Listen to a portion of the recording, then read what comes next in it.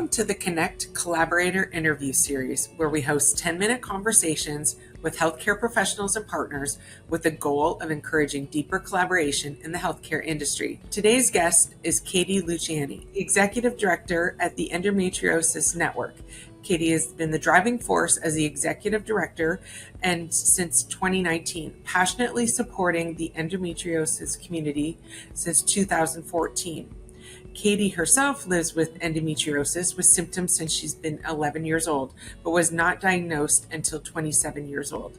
In Katie's leadership role, the Endometriosis Network Canada, she has managed nationwide endometriosis awareness events, connected with numerous patients across the country, and facilitated and co-facilitated in-person, virtual, and online support groups. More recently, Katie led the development of a proposal project that secured historic funding for endometriosis awareness and education in Canada. Welcome, Katie, and thank you for joining us.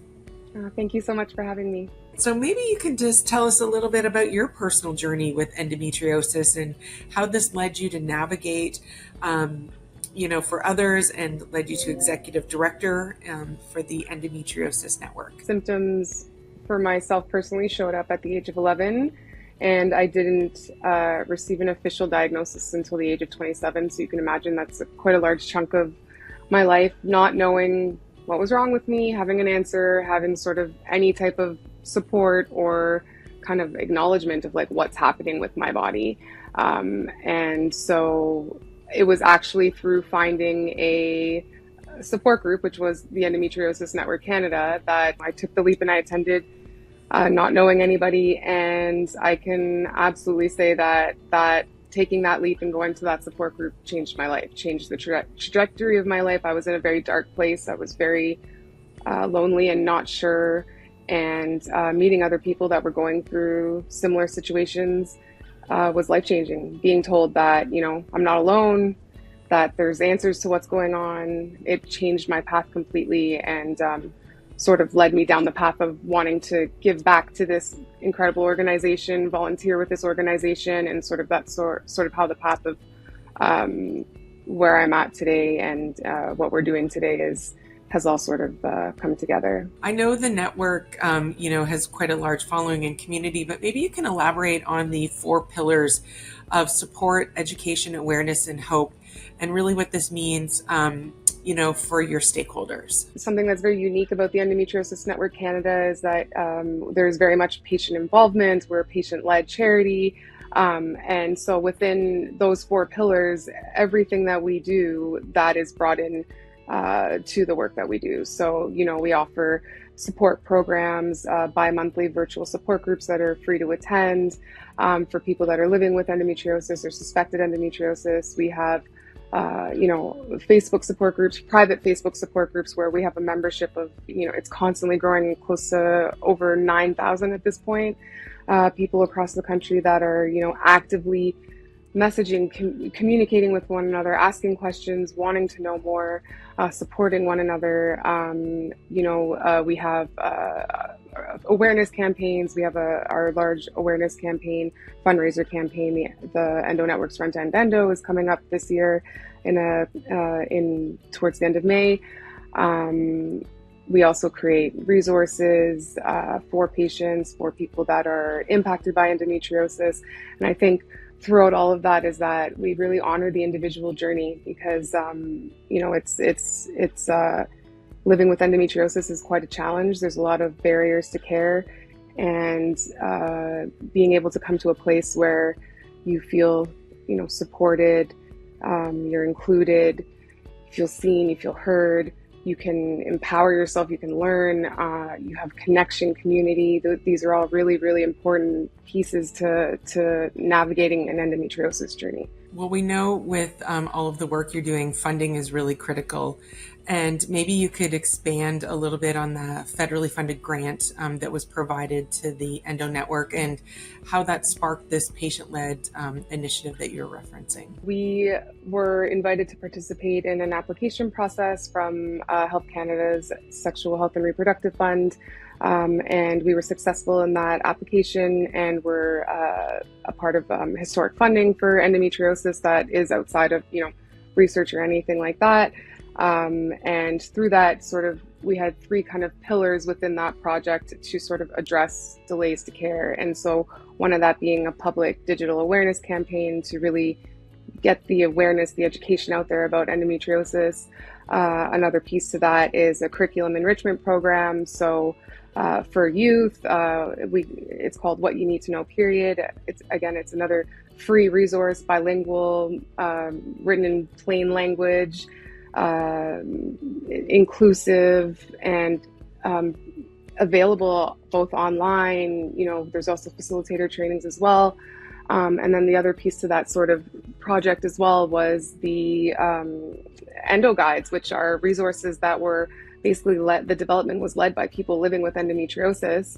And therefore people living with endometriosis to learn more, and also for, our family members, our friends, our teachers, endometriosis is, we say, whether you know it or not, someone you care about has endometriosis. It affects almost 2 million people living in Canada. So it's really a societal challenge as well, right? To get that awareness and education out there. Based on these pillars, maybe you could describe some insights from your recent Know Endo campaign that you just wrapped up. So again, this was part of the Health Canada's sexual and reproductive health funding.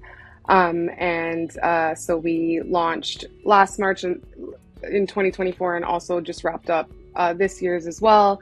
We're really excited to say that it was seen by over 23 million people in Canada. So that's really, really exciting. Our big focus was getting, the public to understand endometriosis, the symptoms of it, but also the impact of it. So, like we were talking about earlier, my path of symptoms showing up at 11 but not getting diagnosed until 27 is not an unheard story. It's very, very, the average delay to diagnosis we know is 5.4 years in Canada, but for some folks that looks like much longer. And so there's so many different aspects of life that are impacted, and part of this awareness campaign was to show those sort of like personal moments that you're missing out on, whether that's missing out on school, whether that's missing out on life, whether that's missing out on celebrations with family, birthday parties, whatever that sort of looks like. It can be such an isolating journey if you're going through it on your own, and also not knowing, like having a name to understand what you're feeling and these symptoms that you're going through. So we're really excited that we were able to get that seen by so many people across the country, and continue to get the sort of word out there about endometriosis and the impact that it has on people living with the disease, for sure. Speaking to that, what assets and resources is Endo Network supporting to empower patients and facilitate, shared decision making between patients and providers?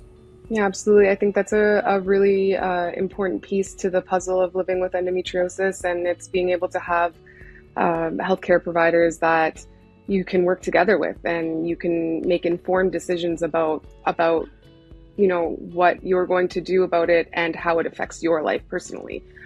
So our resources, if you go to our website, I talked earlier about those Endo Guides. You can find them on our website as well. Our website is full of resources that are gender inclusive, that are evidence-based, that are, written in plain language, and, especially with the Endo Guides that we were able to create more recently within this grant funding. They were, led by people living with the disease. The medical writer was somebody living with the disease as well.